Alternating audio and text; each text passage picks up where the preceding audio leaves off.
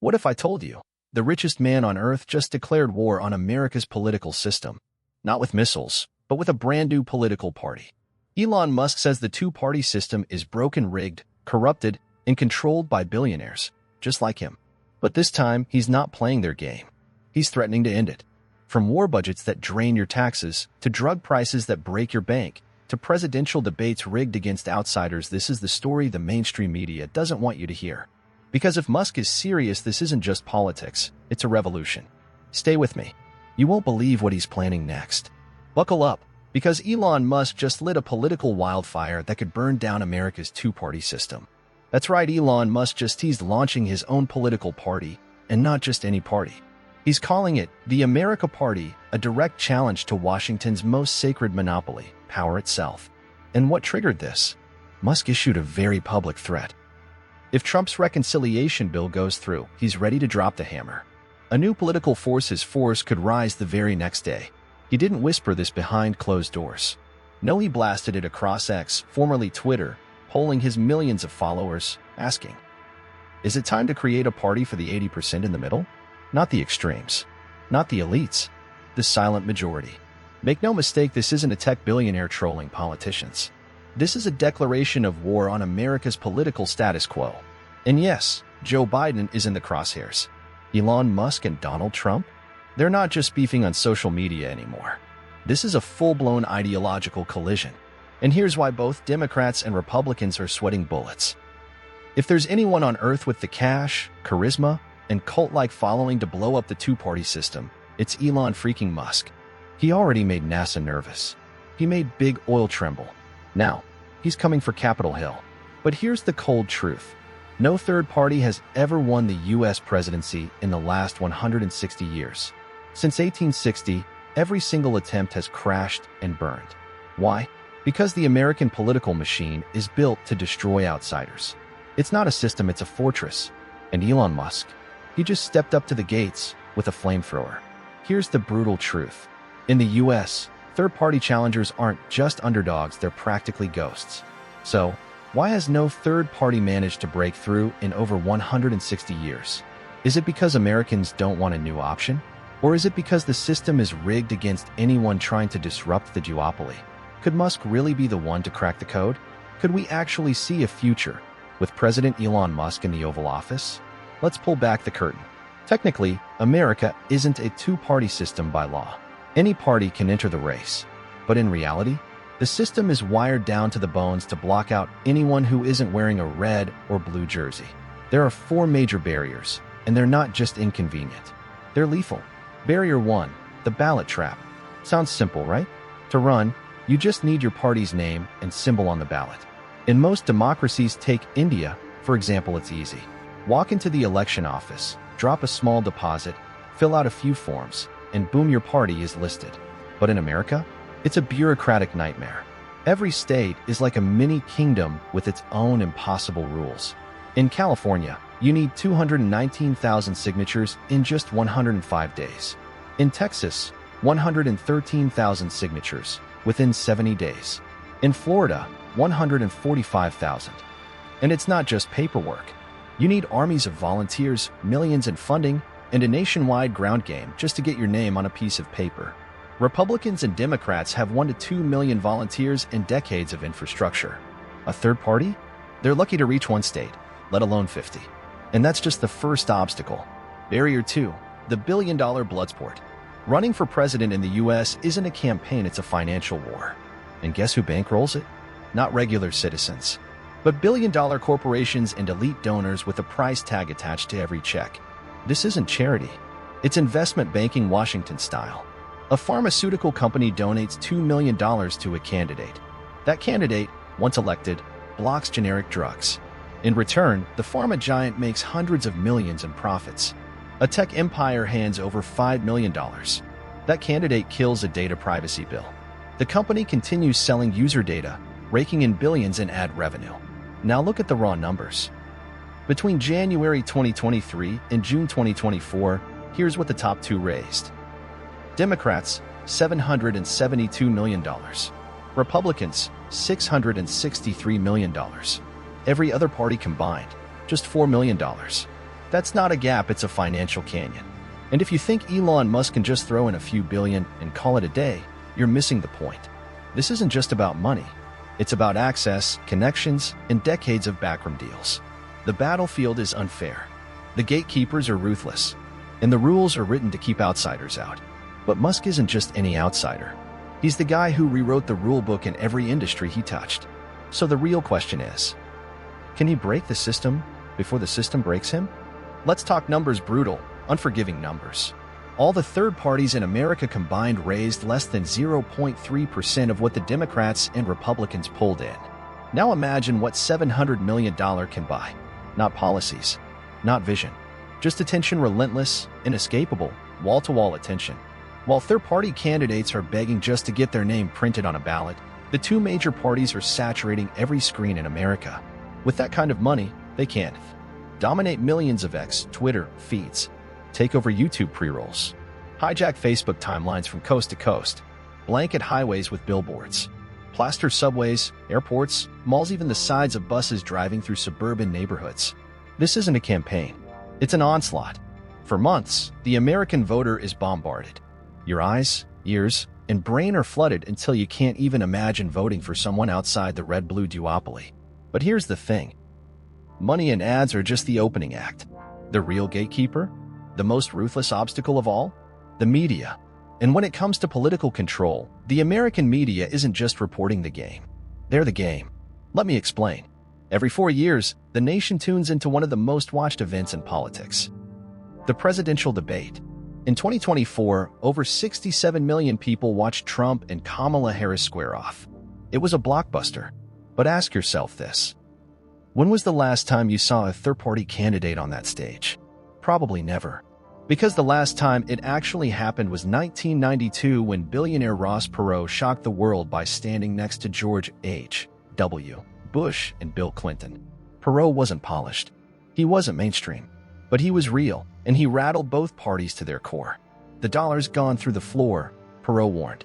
Not the Democrats, not the Republicans. Some extraterrestrial must be doing this to us. People still argue today over whether he hurt Bush or Clinton more. But one thing is clear. He scared the SYST. Since then, they've raised the bar to impossible heights. To even qualify for a presidential debate, a third-party candidate must 1. Be on enough state ballots to win 270 electoral votes. 2. Score at least 15% support in 4 national opinion polls. That's a political Everest, especially when those same media companies decide which polls count and who gets airtime. In 2024, Robert F. Kennedy Jr. polled as high as 13%, yet he still got locked out of the debates. Jill Stein? She ran 3 times 2012, 2016, and 2024. Still never made it to the stage. Why? Because if you're not backed by millions and name brand status, the media treats you like a ghost. No voice, no screen time, no platform. And if you don't show up on that stage, to the average voter, you don't exist. Musk isn't just fighting politics. He's fighting the perception machine that decides who's real and who's invisible. And the question now is, can even a billionaire buy his way into a system that's designed to erase him? You're shutting me out of the debate? That's not democracy, it's censorship. That's the cry of every third-party candidate locked out by the system. And they're not wrong. Because what they're really asking for is simple. Let the people hear us. Give the voters a real choice. But here's how the system responds. With silence. This is how the cycle works, and it's vicious. No media exposure? You can't raise funds. No funds. You can't campaign. No campaign. You can't build support. No support? You're invisible. And because you're invisible, you get no media exposure. Rinse and repeat. So, here's the big question. If it's all about money and access, then why doesn't a billionaire just break the cycle? Someone like, say, Elon Musk. He's got the cash. He's got the fan base. He's got global influence. Shouldn't $1 billion be enough to bulldoze through every obstacle? Apparently no, because there's one final boss-level barrier that crushes every outsider no matter how rich. It's called the winner-takes-all rule, and it's the most undemocratic secret in American politics. Let me break it down. Take Texas, for example. It holds 38 electoral votes. If candidate A gets 51% and candidate B gets 49%, All 38 votes go to candidate A. Candidate B gets 0. Not 1. Not even a thank you. Compare that to India's system, where every parliamentary seat is its own mini-election. Win Mumbai South? You get that seat. Win Pune? You get that one too. Your support translates directly into representation. Even regional or coalition parties survive by winning pockets of support. In India, votes count even if you don't win at all. But in the US, if you don't dominate an entire state, you get nothing. That's why Ross Perot, who won 19% of the national vote in 1992, nearly 20 million people, didn't win a single state.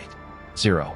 Meanwhile, in 2014, India's BJP won with just 31% of the vote, and they took control of the government. Because votes became seats. In the US, your vote can vanish into thin air. So what happens? Voters begin to think, I like this third-party guy, but if I vote for him, my vote will be wasted. So instead of choosing someone they believe in, they choose between the lesser of two evils. Because that's the only way their vote seems to matter. And that right there, that fear of wasting your vote, is what truly kills third parties in America. It's not just the ballot loss, not just the lack of money, not just the media blackout or the debate censorship. It's the psychological warfare that convinces voters to stay locked in a system they don't even believe in. So let's put it all together. Even if a third-party candidate is smart, honest, popular, and filthy rich, the ballot access rules block him. The money dries up. The media ignores him. The debates lock him out. And even if he gains momentum, the electoral system erases his impact. So now we ask, why would Elon Musk even try? Is this just another wild Musk experiment, like flamethrowers and Mars rockets? Or is there something deeper happening here? Well, surprise. Elon knows something most people don't. Turns out, America is silently begging for a third political party. Don't believe it? Look at the numbers. In 2012, around 50% of Americans said the two-party system was broken. By 2022, that number exploded to 63%. That means nearly 2 out of every 3 Americans right now believe both Democrats and Republicans are failing them. And Elon's not just guessing. His team is watching the trends. And they've zeroed in on 3 key reasons why Americans are ready for a political revolution. Reason number 1, extreme political polarization is ripping the country apart and paralyzing the government. Look at this chart. Over the past few decades, Democrats have shifted hard left. Republicans have veered hard right. In the middle, it's vanished. To many, these terms might seem vague: left, right, liberal, conservative. So let's break it down in plain English. Ever noticed how people now say leftist and right-wing like they're throwing insults? Like it's a dirty label instead of a political stance. But what do these words really mean? Let's be clear, entire libraries could be written about political ideology. So what you're about to hear is a super simplified breakdown. It's not perfect, but it'll help you make sense of the chaos. So here goes. What is left versus right? In simple human language, left-wing politics says, the government should do more to help people. That means support for free or affordable healthcare, student loan forgiveness, welfare programs, higher taxes on the rich, lenient immigration policies. In short, share more, regulate more, care more. On the flip side, right-wing politics believes people should take care of themselves and the government should stay out of the way. That means lower taxes, support for businesses, personal responsibility over public handouts, strict immigration control, America First policies. In short, earn more, keep more, secure the borders. But here's the catch, and it's a big one. Most real people aren't fully left or fully right. They live in the messy middle.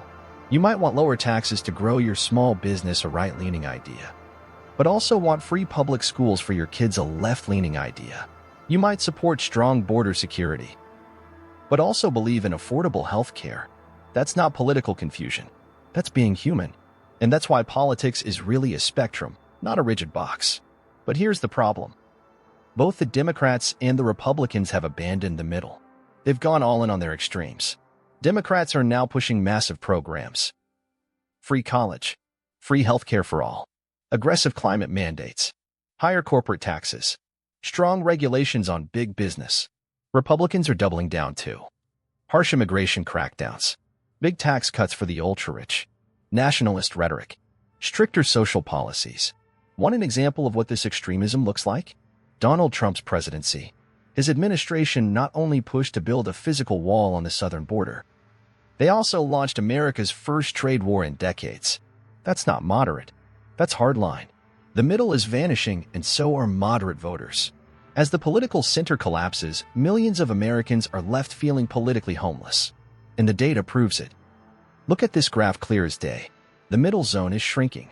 Extremes are rising. Fear, not hope, is driving votes. Back in 2016, America was in a political deadlock. Both Donald Trump and Hillary Clinton had record low approval ratings. But voters weren't driven by love. They were driven by fear. 53% of Trump voters said their main reason for voting wasn't because they loved Trump, but because they wanted to stop Hillary Clinton. 46% of Clinton voters admitted they voted to stop Trump, not support Hillary. Think about that. America chose its president not out of inspiration, but out of desperation. When enemies on TV become partners in the shadows, here's where things get even darker. On the surface, Democrats and Republicans act like they're mortal enemies. They scream at each other on cable news, accuse each other of destroying the country. But behind closed doors, they often quietly agree on the stuff that really matters to the people writing big checks. Let me show you. Case study: Big Pharma. America pays 2.5x more for prescription drugs than other wealthy nations. Year after year, polls show voters want lower drug prices. But guess what? Meaningful reform rarely happens. Why? Because pharmaceutical giants fund both parties. They donate millions to keep prices sky high and profits flowing. Want to know how bad it is? In India, a strip of paracetamol 20 tablets costs 21 cents. In the US, the same thing? $5. That's over 20 times the cost. Some Americans even import basic meds from India because it's still cheaper even after shipping. Case study: Defense budget. In 2023, both Democrats and Republicans joined hands to pass a record $877 billion defense budget. That's more than the Cold War peak. Meanwhile, Americans keep asking for something else. Fix the roads, fund the schools, build better hospitals. But both parties keep funding missiles, not math teachers. So here's the big reveal. The two-party system doesn't just fail to represent Americans. It actively works together to ignore them when it matters most. And this exact political vacuum is what Elon Musk has spotted. Enter Elon Musk. So here's the million-dollar question, or maybe the billion-dollar one. Can Elon Musk actually pull this off? The cynics say no, because the graveyard of failed third parties in America is deep. But here's the thing. Elon Musk isn't most people. He's a disruptor, a builder, and above all, a strategic operator with resources no one else has. Let's go back to those so-called impossible barriers. Barrier 1. Media blackout. Most outsiders beg for 30 seconds on CNN. Elon doesn't need to beg. He's the mic. His social platform X reaches 335 million users. He has 221 million followers, more than most news networks combined. If CNN shuts him out, he can host his own presidential debate, and it'll go viral overnight. His words become New York Times headlines. His tweets can move the stock market. Barrier 2. Campaign money. While most third parties die because they can't raise enough cash, Elon has a war chest of $351 billion. He doesn't need donors. He doesn't need lobbyists. And he owes no one. In a system where money buys influence, Musk's fortune could buy him something rarer: freedom. Barrier 3. Ballot access maze. 50 states. 50 legal hurdles. 200,000 signatures. Lawyers. Deadlines. Red tape. To any normal candidate, it's a bureaucratic death trap. But Elon Musk doesn't think like a politician. He builds like a startup founder on fire. He doesn't start from scratch, he builds from the top down. If he can find the team to land rockets on Mars, he can absolutely find the people to launch a political revolution in all 50 states. So, can he really do it? He's got the platform, the money, the vision, and most importantly, the speed. For the first time in generations, a third party wouldn't have to crawl. It could launch at hypersonic velocity. All that's left is the final question. How badly does Elon Musk want it? Because if he does, we're not just talking about a new political party. We're talking about a revolution. One that could shatter the two-party monopoly and reshape the future of American democracy. This is the beginning of something massive. A new chapter in the story of power, politics, and the people. And if you found this case study eye-opening, Don't forget to hit that like button because it helps YouTube show this to more viewers like you. And for more in-depth breakdowns of business, politics, and power, subscribe to the channel and be part of this new wave of insight-driven content. Thanks for watching. I'm signing off. Until the next revolution.